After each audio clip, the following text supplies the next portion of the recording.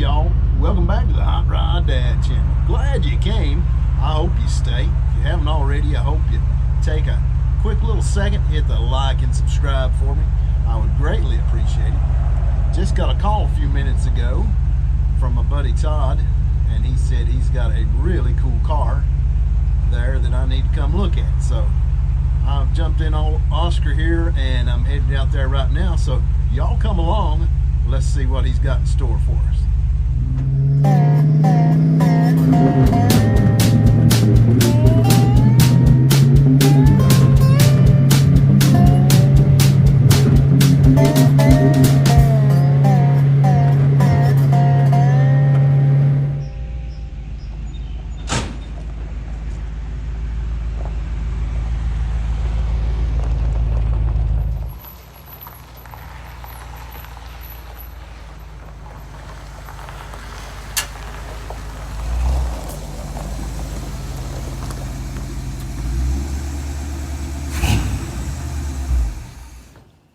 Hot Rod Dad, what's going on, buddy? What's up? So what have we got here, Mr. Todd? We have Mikey Brown's 58 Fiat Spider. And my Studebaker's up in Indiana with him getting some work, and the Krusty Krab is down here getting, I don't know what we would call it. I told him, I said, we're going to put some crab boil in this thing and make it spicy. So when he gets it back, it's going to have some more stuff. So are you the slow child at play here? That's right. You notice the hyphen. Slow children at play. So what year model is this? 58, you said? 58. This is a Fiat 600. Yep. And this is for the Southeastern Gassers to be Check out some of my campaign. Boy, that's a gorgeous seat and door panels. Any of y'all that don't know already, this belongs to Mikey Brown of the Paper to Pavement channel. If you have not checked that channel out, please do so. It is an awesome channel. And he's building this little car, like I said, to campaign in the Southeastern Gassers. It is dubbed the Krusty Krab right here. Tell us about the engine, Todd. It's a Volkswagen Type 1, 2165 cc. It's really just a warm street engine. It's not a full-out competition engine. And when Mikey got it, it was running 1 Weber 48, and it just never acted right. So we kind of talked him into changing the configuration, going to 2 Webers.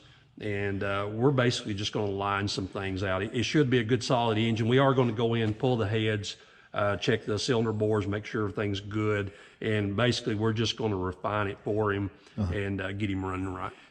I dig the headers on it. That's cool. Yeah. Well, and here's the thing, with this car weighing somewhere as it sets in the neighborhood of about 1,200 pounds, and Mikey says he's not quitting until that thing is wrapped over the back of the car, but what's going to happen is that header is going to become a wheelie bar as soon as we get his horsepower. I dig it.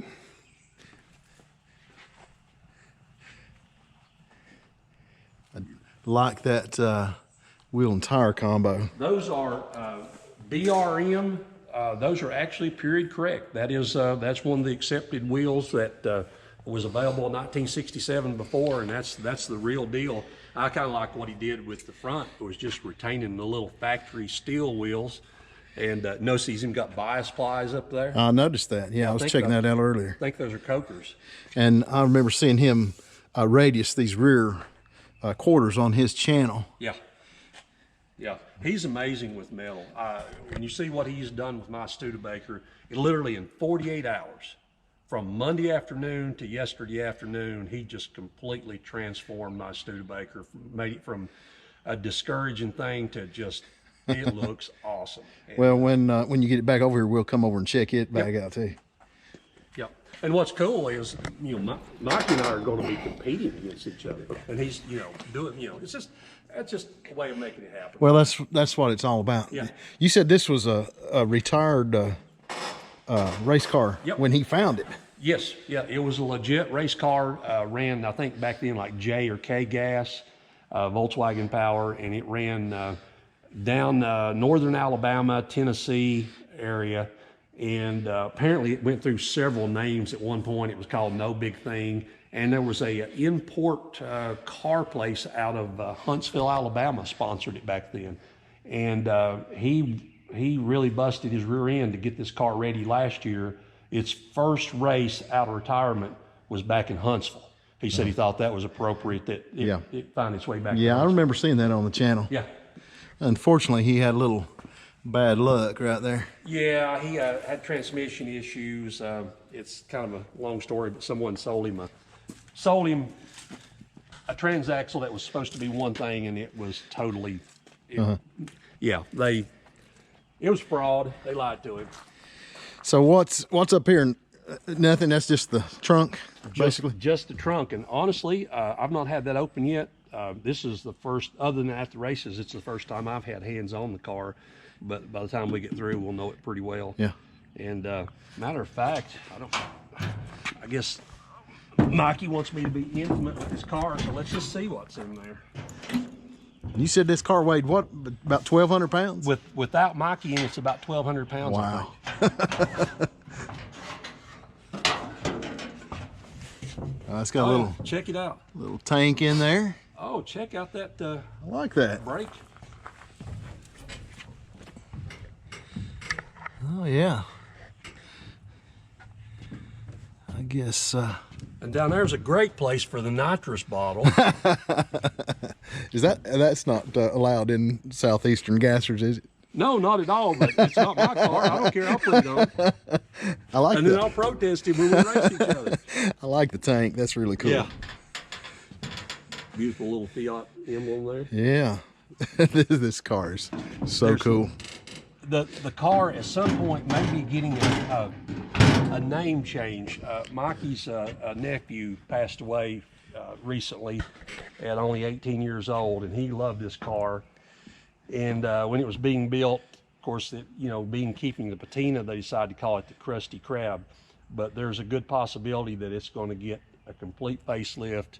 And if you've ever seen Mikey's paint jobs, he does some beautiful stuff. So it may get a facelift and a transformation and become the King Crab, and it's going to be a tribute to his nephew who passed away. I like that. But the name suits it right now. It does, no doubt. Because it is a little crusty. Yep. But I dig it. You're not going to meet yourself on the road with one of these. That's for sure. Yeah. Probably won't see any at the racetrack either. No, not anymore. Back in the day, there was a few of them ran. There was a famous one out west that ran called, I believe it was called Giant Killer or something like that. Back in the day, there was a few of them, but they're just non-existent now. Was the Volkswagens pretty common engine choice for them? Yeah, they were all Volkswagens. Okay. And this one, unfortunately for Michael, has an IRS, independent rear suspension, and they're a little bit more problematic than the swing axle, but that's what it was. He said that's what it ran with in the day, and I really don't want to change that. Well, it's kind of a nod to heritage there, so yeah, I can appreciate that. He's very cognizant of that.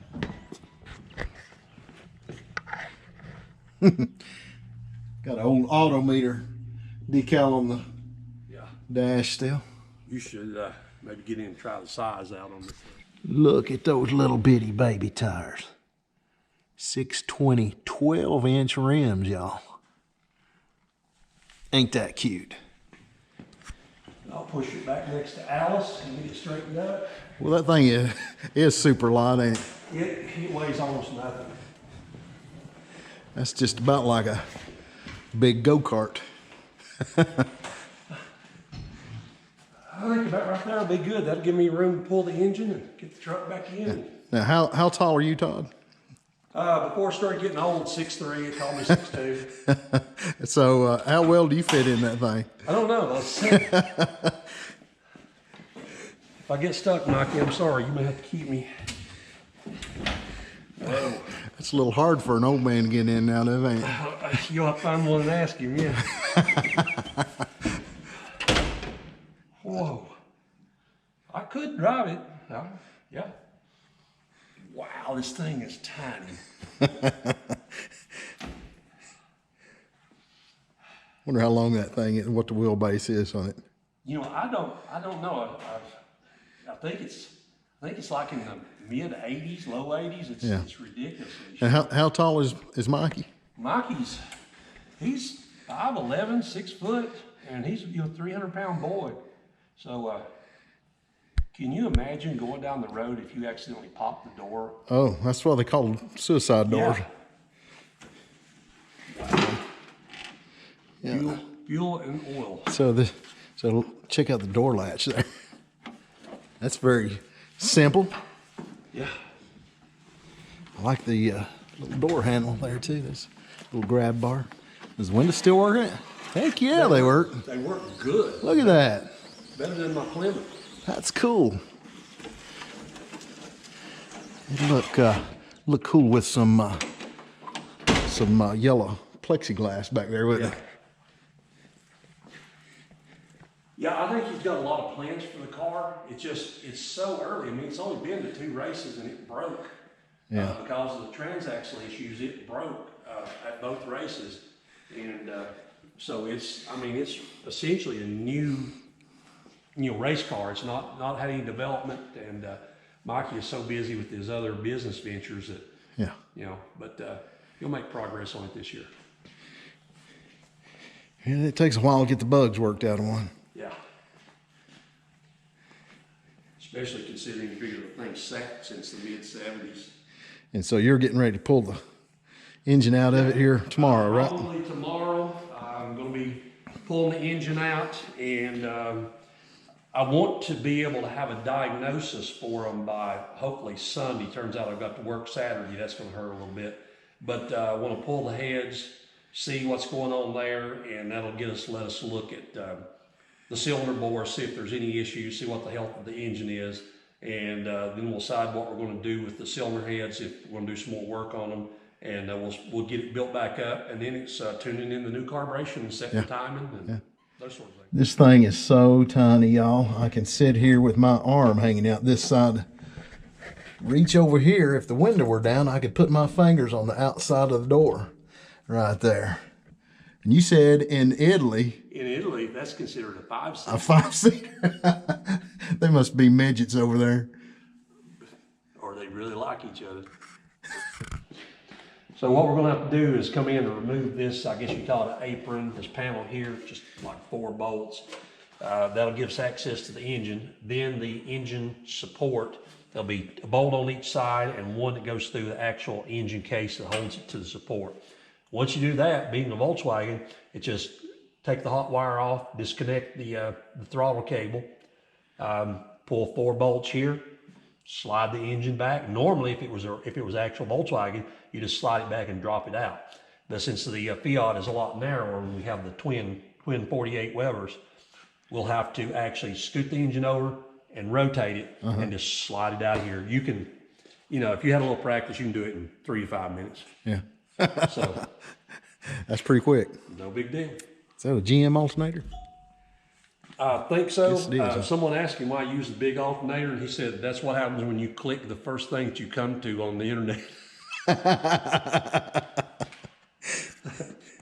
So it's Sunday, and Todd let me know that he's got the engine out of the Krusty Krab, and what have we found?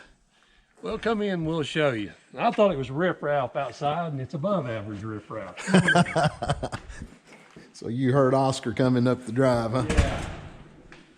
I made see if the music turned off. And here's what we found with the Krab. It was nothing huge, but it was a series of small problems. For starters, for show and tell here, one of the adjuster feet on, I think it was the intake valve on this cylinder, had backed out and was laying in the bottom of the valve cover. So the valve was being hit by the rocker itself here. So probably pretty quickly, it would have knocked the keeper and the retainers off of that valve, dropped the valves, and bad things would have happened shortly thereafter. Oh, yeah.